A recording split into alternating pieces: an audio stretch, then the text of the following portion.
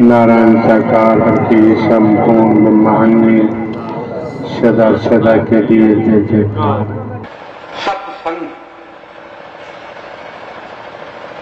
आप लोग सत्संग के लिए यहां उपस्थित हुए हैं। सत्संग में यहां आपने आगमन किया है। इतना भी ध्यान रखें, जहां रुपया पैसा वस्तु पदार्थ फूल माला धूप अगरबत्ती कोठी बंगला मिठाई सिटाई ये सब कुछ ग्रहण किया जाता है, वो जगत का रचयिता परमात्मा कहता है वहां मैं होते हुए भी नहीं होता हूं। अभी आप देख रहे थे, आपकी बहन बेटियां आपकी माताएं ही होंगी जो उनको रोका जा रहा था। आप सोच रहे होंगे कि इस पर कोई भूत होगा, कोई चुड़ैल हो सकती है, कोई जिंद हो सकता है, कोई खईस हो सकता है, कोई पीपल वाला हो सकता है, या फिर कोई और हो सकता है। ऐसा होगा सोच रहे होंगे। अगर मुझसे सत्संगत आप पूछते हो तो मैं ये कुछ कभी भी स्वीकार करने के लिए तैयार नहीं। अगर भूत है तो भूतकाल, क्या जो पूर्व में किया है वो कर्म होता है, भूत चुड़ैल जिंद। अब कहते हैं कि हमने देखा है, हमारे पितृ तमाम ऐसी बातें हैं, मुझे किसी से बहस करने की जरूरत नहीं, क्योंकि मैं जानता हूं पुलिस विभाग के कर्मचारी अधिकारी अधेरी रात्रि में शमशान में भी जाते हैं, शमशान में बाथरूम भी कर देते हैं। पुलिस विभाग में तो आज तक कोई मैंने जिंद चुड़ैल भूत चढ़ते हुए देखा नहीं। देखा किसी ने बताओ? अरे भाई लोग तुम्हारे खड़े, कोई बता दे भूत जिंद चुड़ैल चढ़ गया हो। कब चढ़ता है?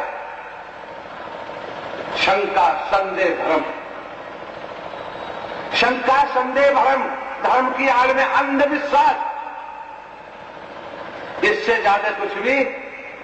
अरे जब आपने सत्य प्रभु परमात्मा का ध्यान, सत्य प्रभु परमात्मा का नाम और सदकर्म करना शुरू कर दिया तो बाबूजी आपका पूर्व का जो भूत है वो भी अपना गायब हो जाता है। कैसे गायब हो जाता है? कि जिस तरीका से लोहा लोहे को काटता है, जिस तरीका से लोहा लोहे को काटता है, उसी तरीका से सदकर्म दुष्कर्मों को काटते हैं। अगर आपने कहीं मन वचन कर्म से सेवा सुनने सत्संग अपनाया और अपनाते ही रहे तो आपके पास भूत प्रेत जिंद चुड़ैल आने वाले अपने आप वो नष्ट हो जाएंगे, फिर वो टिकने वाले क्यों हैं ही नहीं, आएंगे कहां से? आज जो आप वर्तमान में देख रहे हैं, आज जो आप वर्तमान में देख रहे हैं, और मैंने भी पुलिस विभाग में नौकरी की है, नीचे से लेकर ऊपर तक देखा है, इंटेलिजेंस में सर्विस की है, बेईमानी नहीं की, धन नहीं कमाया, बैंक में भी न था, और जो तनख्वाह मिलती थी आप महापुरुषों को ही खिलाई जाती थी। मालूम कराई यहां पर आप बादल नगर में जमीन भी परमात्मा ने पहले से दे रखी है, कोई कमी नहीं। तो होता क्या था? होता यही था कि परमपिता परमेश्वर बाबा नायकदाता विष्णु भगवान की कृपा से आप ही की सबकी सेवा करने का मुझे मौका मिलता था, मुझे वक्त मिलता था। इतनी अपार कृपा जगत के रचयिता बाबा नायकदाता विष्णु भगवान ने की भी थी। लेकिन हम मौत से डरते हैं। बड़ा ध्यान से श्रवण करें, मौत से डरते हैं। वो क्यों डरते हैं? आयकर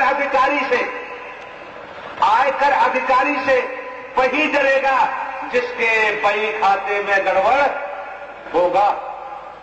आयकर अधिकारी से वही डरेगा जिसके बही खाते में गड़बड़ होगा, और मौत से वही डरेगा जिसके जीवन खाते में गड़बड़ होगा।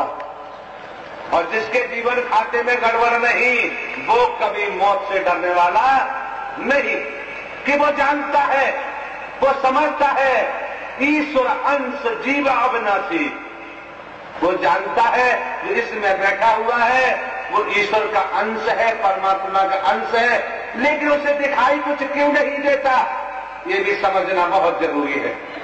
आपने देखा होगा सर्प बहुत तेजी से भागता है और मौका लगा किसी ने उसको दबाया तो अपना काम भी कर देता है। उसी सर्प के ऊपर एक कैचरी चढ़ जाती है, एक परत चढ़ जाती है, जिसे हम आप शायद यहां की भाषा में कैचरी बोलते हैं। वो परत जब चढ़ जाती है सर्प के ऊपर, वो सफेद रंग की होती है, चाहे भले वो काला सर्प हो, लेकिन उसके ऊपर जो परत चढ़ती है वो सफेद रंग की होती है, व्हाइट रंग की होती है। उसके चढ़ जाने के बाद सर्प को कुछ दिखाई नहीं देता, चल सकता नहीं, भाग सकता नहीं और दिखाई भी कुछ नहीं देता। साथ संगत में निवेदन कर सकता हूं, किस लिए? शास्त्रों की वाणी बताती है आज हमारे ऊपर काम की, क्रोध की, लोभ की, मोह की, अहंकार की और वर्गवाद की जो कैचरी चढ़ चुकी है, इसलिए हमें वो सत्य दिखाई नहीं देता।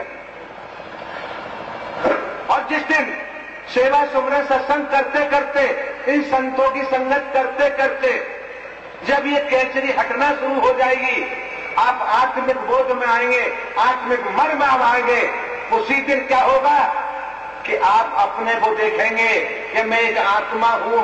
फिर आप क्या देखेंगे? ये देवियां हैं, ये देवता हैं। फिर क्या देखेंगे? उस पार ब्रह्म परम पिता परमेश्वर का भी रूप और स्वरूप आपको दिखाई देगा। न दिखाई देने का सवाल ही पैदा क्यों पैदा नहीं होता? संसार में कोई भी स्त्री पुरुष अपना चेहरा स्वयं नहीं देख सकता। कोई भाई बहन या कोई जनमानस बताने की चेष्टा भी करता है कि आपके चेहरे पर धब्बे हैं, आपका चेहरा बड़ा सुंदर लगता है, वो मानने के लिए तैयार नहीं होगा। अपना चेहरा देखने के लिए हमको आपको दर्पण सामने लाना पड़ता है। जब सामने दर्पण लाते हैं तभी आपको अपना चेहरा दिखाई देता है, इससे पहले चेहरा दिखाई नहीं देता है। साथ संगत इसी तरीका से गुरुद्वारा मान के चले, सतगुरु धाम मान के चले, परमात्मा का घर मान के चले,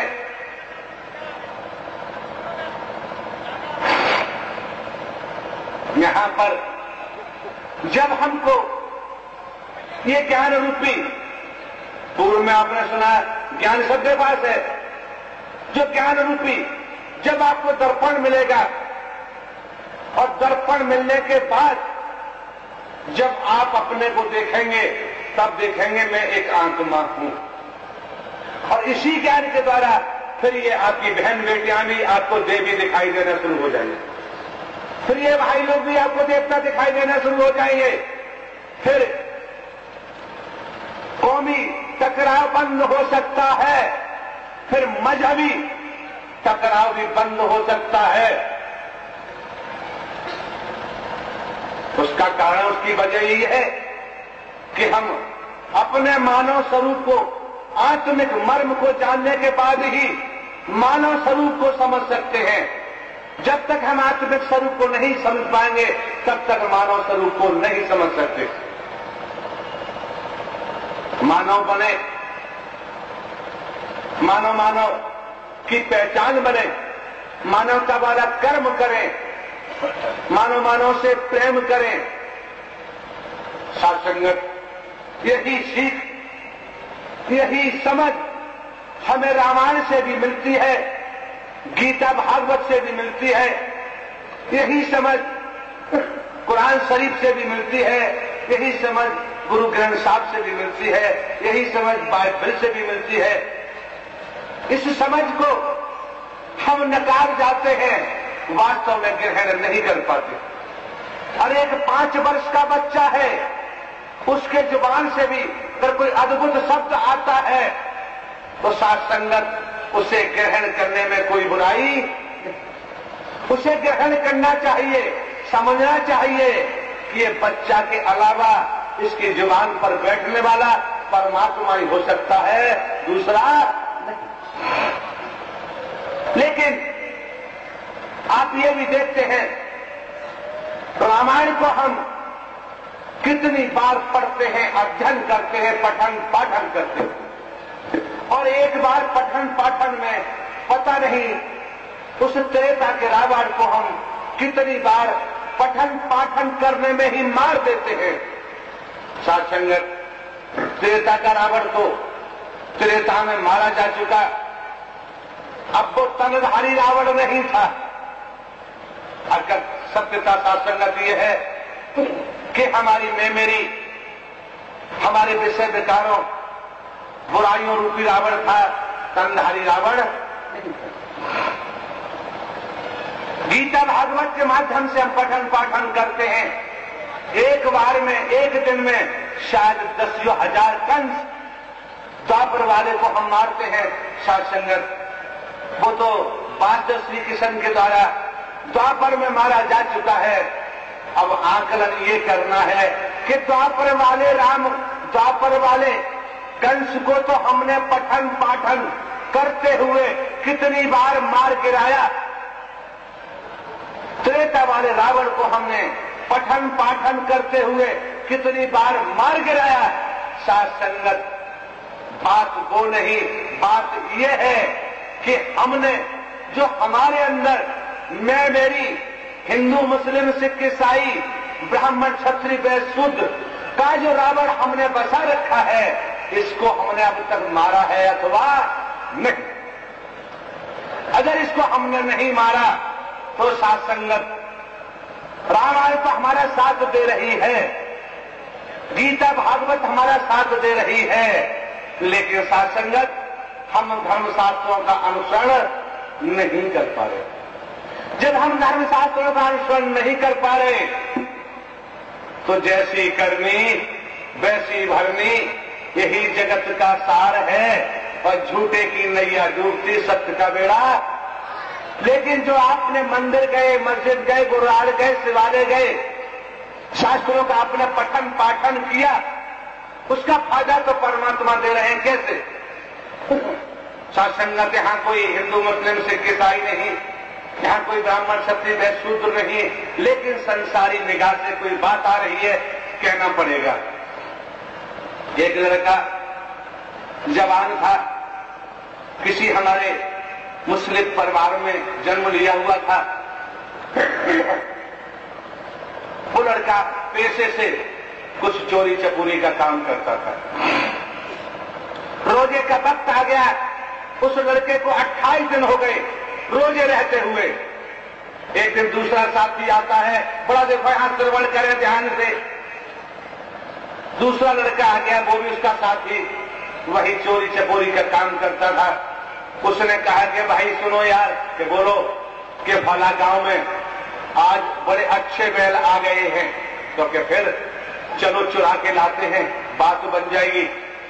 वो लड़का बोला कि देख भाई, मुझे आज 28 दिन हो गए रोजा रहते हुए अल्लाह के लिए, मैं नहीं जाऊंगा, 2 दिन बाकी रहे हैं। वो लड़का साथी बोला, कहते हैं जैसा संग वैसा रंग। तो लड़का बोला कि यार तूने अल्लाह के लिए 28 दिन रोजे रहा है, चल अच्छा मौका मिलेगा, अल्लाह मदद करेगा।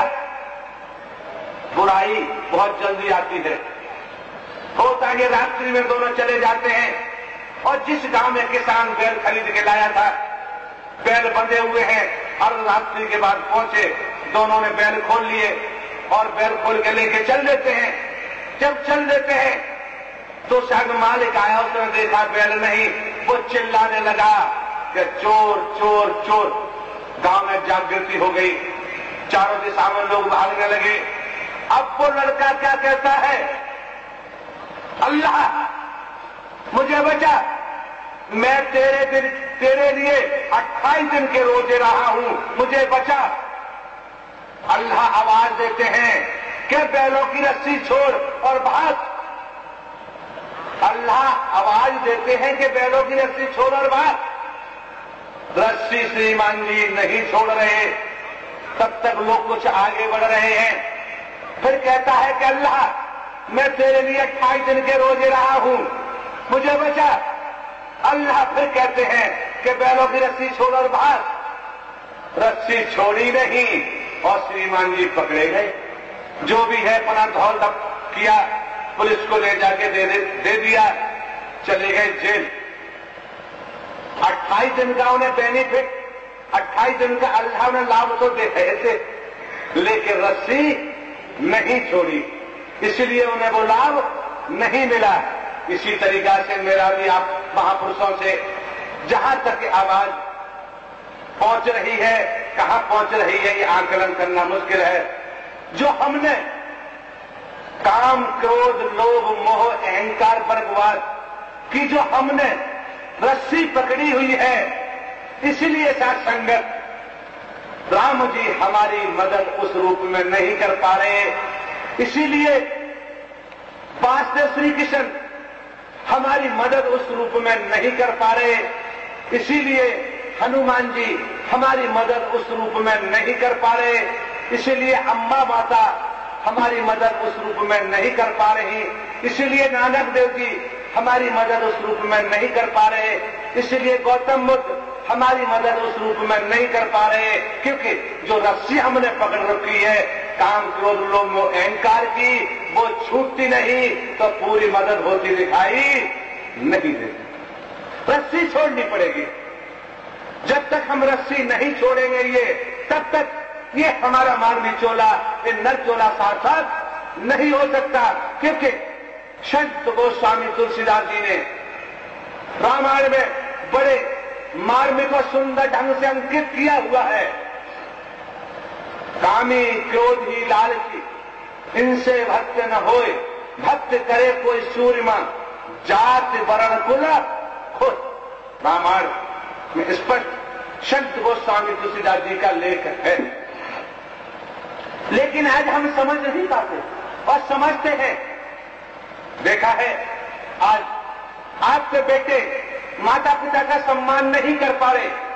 क्या कारण है, क्या वजह है? कोई वजह तो होगी, कोई कारण तो होगा। सत्यता यह है कि आज माता पिता भी अपने बच्चों को सुसंगति नहीं दे पा रहे। सत्संगत में भी आपकी जो बहन है, आपकी जो बेटियां हैं, आपकी जो माताएं हैं, आपकी जो पत्नियां हैं, उनसे ही यही विनती करूंगा कि दहेज के लिए मत लड़ना। ये भी सोचो कि आप भी किसी दिन बहू थी, दहेज के लिए मत लड़ना। बहू का फर्ज बनता है कि सास को भी मां माने, और सास का भी फर्ज बनता है कि बहू को बेटी माने। परिवार स्वर्ग बन जाएगा, आपका जीवन आनंद से भरपूर हो जाएगा। और दहेज के चक्कर में नाटकखोरी करते हैं तो पुलिस विभाग मौजूद है।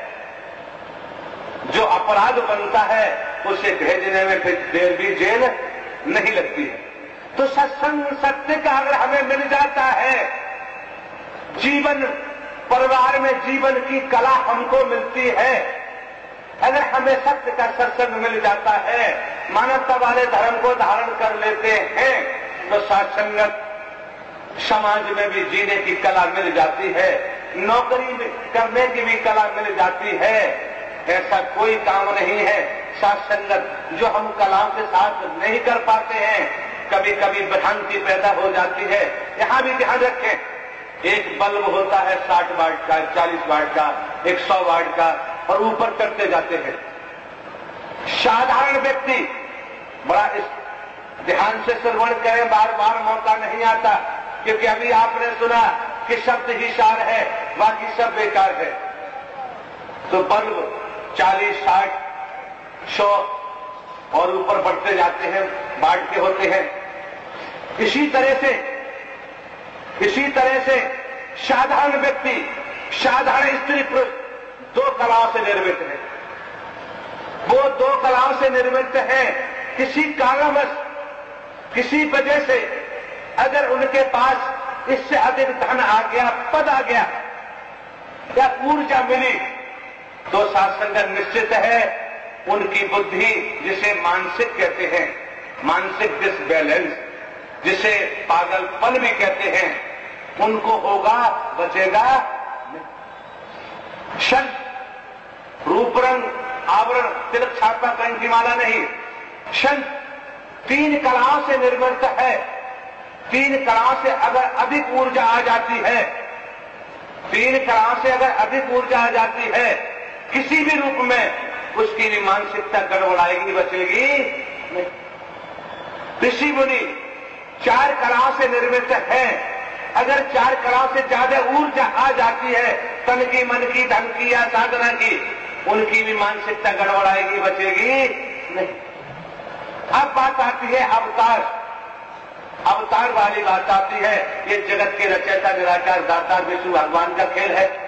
कहते हैं श्री कृष्ण 16 कलाओं से, राम जी 11, जो भी धर्मशास्त्र पुष्ट करते हैं कहीं आंशिक रूप में आते हैं। तो जब ये स्थिति हम आप सुनते आए हैं, धर्मशास्त्री बताते नहीं है, तो आज आपने भरपूर तरीका से सुन लिया।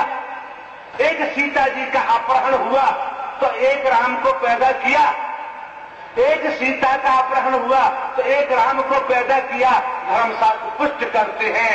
आज करोड़ों सीताओं का अपहरण हो रहा है तुम्हारे समाज में, तुम्हारे देश में, तुम्हारे संसार में।